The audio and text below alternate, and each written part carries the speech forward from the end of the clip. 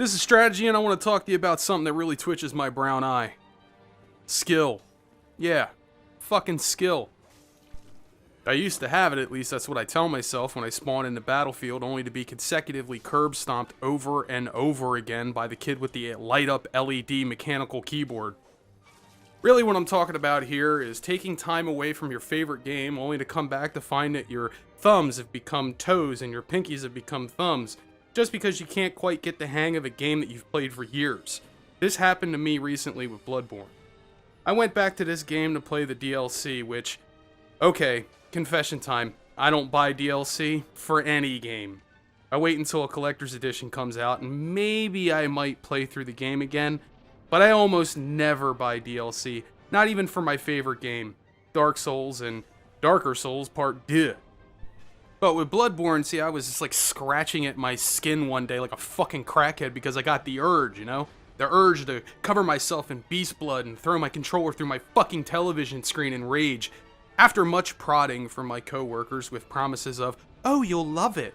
It's not the same game if you haven't beaten the DLC. I mean, God, you wrote a video about the game. Go play the rest, dummy. Fine. I went and bought it. I had heard it was hard, so I went into the DLC prepared for the worst. What I wasn't prepared for was the amount of muscle memory atrophy that had set in almost half a year break I took from it.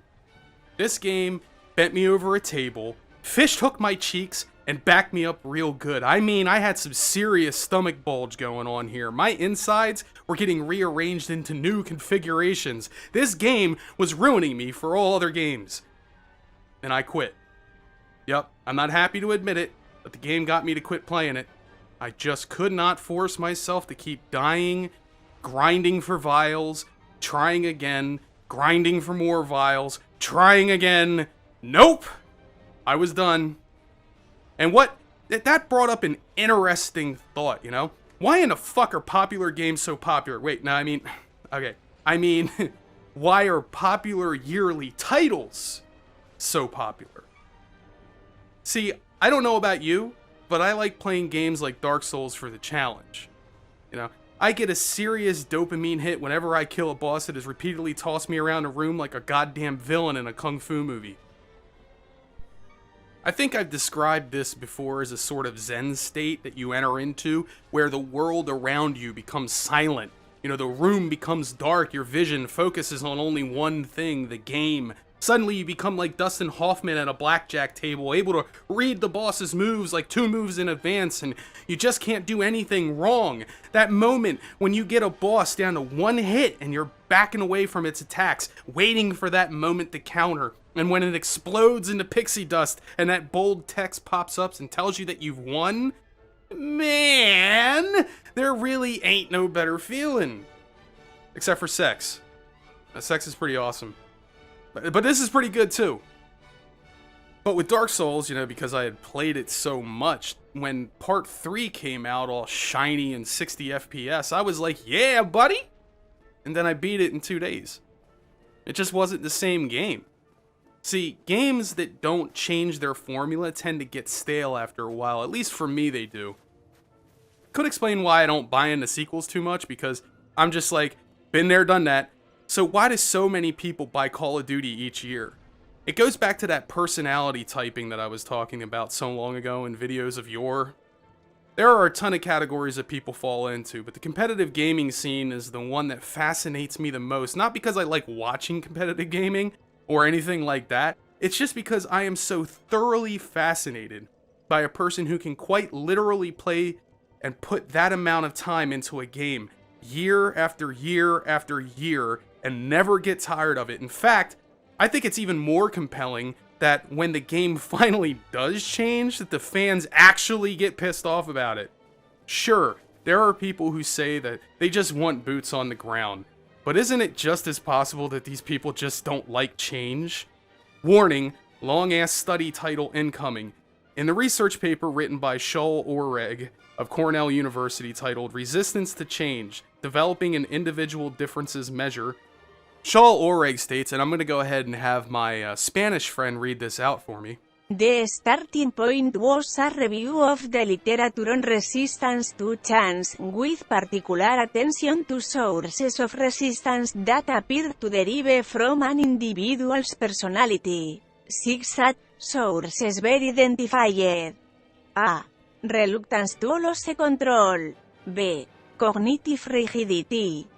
C. Lack of psychological resilience. D. Intolerance to the adjustment period involved in change. E. Preference for low levels of stimulation and novelty. And F. Reluctance to give up old habits. Wow, thank you. That was something.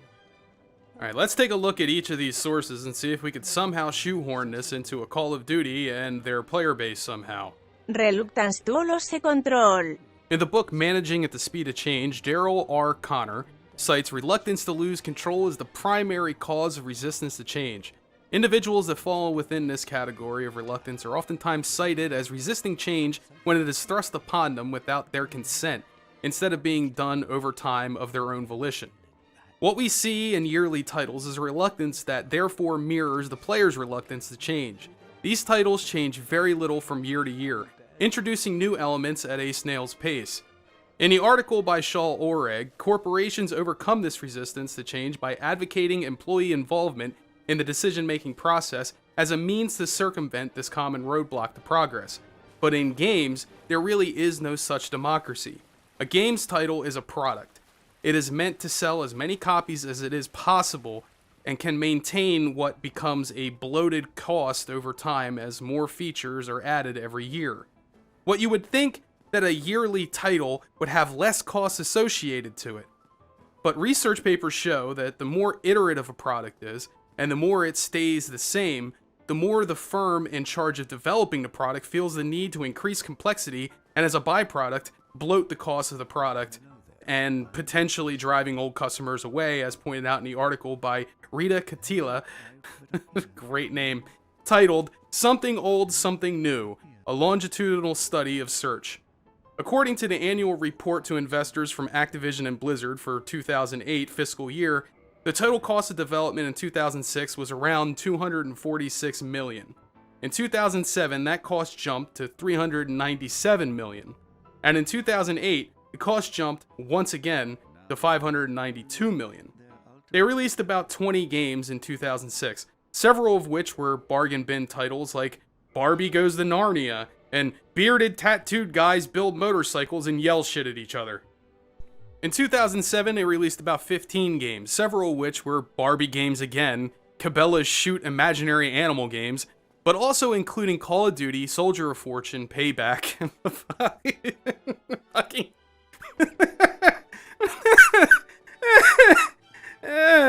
Shrek the Third, and the most beloved Spider-Man, Spider-Man 3. They also managed to release Quake Worlds and Guitar Hero 3, but the point here is that even releasing fewer titles, the budget increased.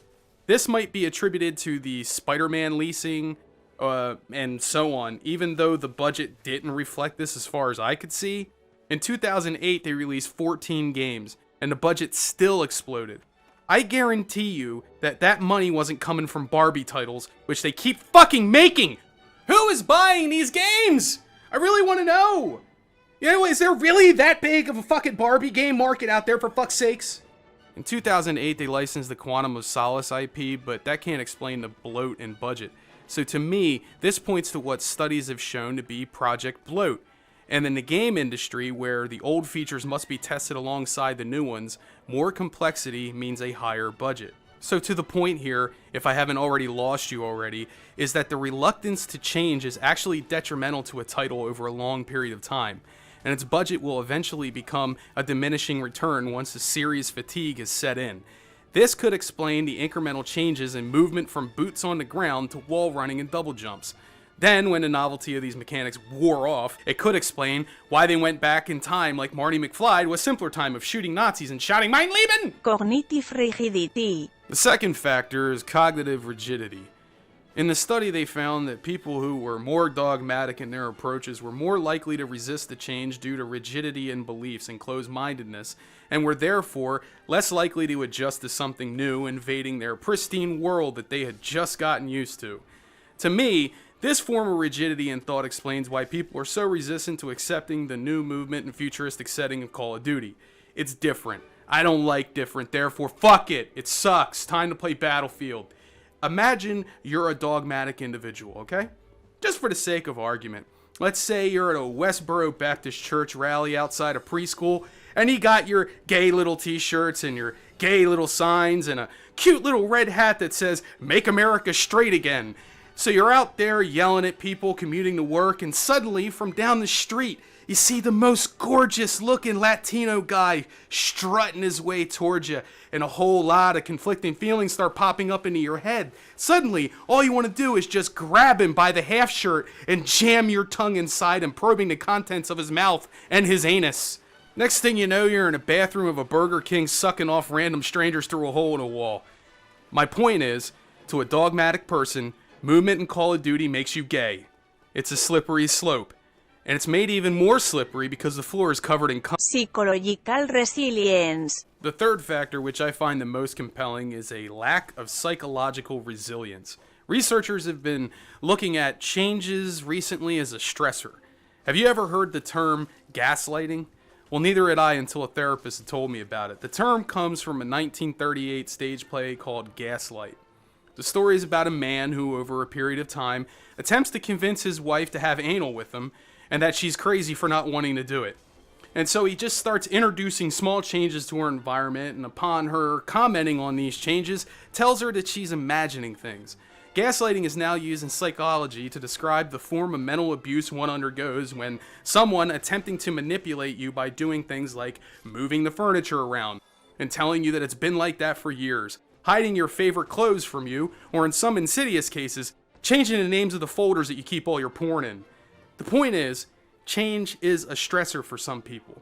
The thought of having to start all over again, whether the fact is real or imagined, is very difficult for people to wrap their minds around. I'm guilty of it too. The study also points out that people who are resistant to change in this way were likely doing so because to admit that a process should be changed is to admit that previous processes were faulty, and therefore, change entails admitting that one was wrong. So what does this have to do with Call of Duty? You know, have you ever noticed that people who love a game are so goddamn furious when anyone criticizes it? That is because the game has somehow become tied up into that person's identity. The success or failure of that game reflects on them somehow. And if the game needs to change drastically to keep their player base, then this must mean that its success was somehow a fluke, and their hobby just isn't that great, and if the game must change, then I must change. But I like who I am. I don't need to change. You need to change, motherfucker. And don't look at me like that, you know what you did. Intolerance to the adjustment period involved in chance. That is a fucking mouthful. This is another compelling contributor to why people resist change. See, research suggests that some people may resist change because it involves a lot of work in the immediate future, and that work involves some measure of pain in the short term. Now, I'm about to say something embarrassing, so try not to laugh. I really like Anthony Robbins. Yeah, the big-headed dude from the commercials. Yeah. Now, say what you will about the guy. He's silly, he's got a big head, he looks like a jockey that stole his horse's teeth. Whatever. Sometimes the things he says has value, so go fuck yourself, you judgmental dick. Now, he said that people will oftentimes continue with behavior that is detrimental to them because to change that behavior would mean to experience pain in the short term. These people are often not looking at the long-term pain that inaction will cause. They will only change when forced to, or when the pain that they're experiencing in the present is just too much to allow them to continue that behavior. In Call of Duty, for example, what we have is an inability to change and adapt to new things because learning something new means failing over and over again until the new system is learned and becomes a part of muscle memory. That means a whole lot of pain and frustration in the short term. Preference for low levels of stimulation and novelty. Also known as, I like things better back in my day, and oh boy is this where I fucking live. I have set up camp in this world, put down stakes, set up a fire, and I'm currently shitting in a hole 20 yards away. People who fall into this category are people who work and strive to become better in their given framework. I've known people like this. People who would rather program an AS400 rather than learn C++ because they're good at what they do. Coincidentally, these are also the very same people who get phased out of companies when they upgrade to Oracle. The fear of change is, in a way, a fear of failure for the people of this type, which is different than people of the last type who are afraid of short-term pain. This doesn't have to be a negative, however. Now take a look at a game like Quake Arena for an example of how far someone will go to perfect their abilities. People to this day still play a game that was released some 17 years ago, simply because the time that they've invested in learning something far out rewards the pain and reward they will feel when learning and adapting to a new style of play. This is why there might be a market for a new Quake game, albeit it's going to be a small one, no doubt. Watching a person who is top tier in Quake is fascinating. The perfection of movement and the split-second timing they possess, and the almost godly ability to perfectly time and aim a rocket at a target moving 100 miles an hour while jumping around like a bunny rabbit on blow is incredible. But these skills do not translate to a game like Call of Duty. Only the aim and reflexes part of it. Now I think you might see where I'm going with this. Alright, maybe you don't. Look, the new Doom multiplayer, for all of its faults, it was pretty fucking good. At least I really enjoyed it. You know, it gave me similar feelings of old Quake multiplayer, but what they did change is a symptom of this fear of change that we've been talking about.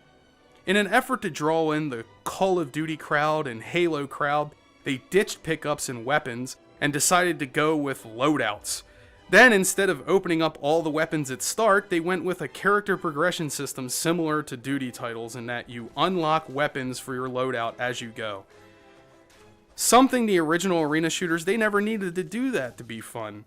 They mistakenly thought that by including something like this, they could draw in the Duty crowd, but that just isn't how it works. They changed just enough of the arena shooter formula to alienate the Doom and Quake fans, and didn't ape enough of Call of Duty to draw in the Duty fans. Resistance to change was therefore applying double duty here. Reluctance to give up all habits. Familiarity breeds comfort. Now, this can sum up people who fall into this category. When people who fall into this particular mindset are introduced to new ideas or new stimuli, familiar responses to that stimuli are no longer compatible, thus producing stress in what used to be a comfortable activity. For a mental picture, imagine you're sitting on your porch, enjoying your iced tea while you watch the clouds go by, just like you've done every day since your wife died 10 years ago from a heavy bladder stone. Imagine you are there, enjoying the peace and calm of a lovely April afternoon when suddenly it's all shattered by the sound of those damn kids from down the street with their tallywhackers and their gym jobs and flamboozers and flimflammers riding by on all rambunctious on their skateboards like kids are apt to do. You might say to yourself, life was better when these kids were all bedridden with polio, and to you, Call of Duty Modern Warfare is polio, and Call of Duty Advanced Warfare is the cure for polio. Do you get it? This has been a rant from Strat-Edgy, and now that you've heard it, play with a floppy flimflam.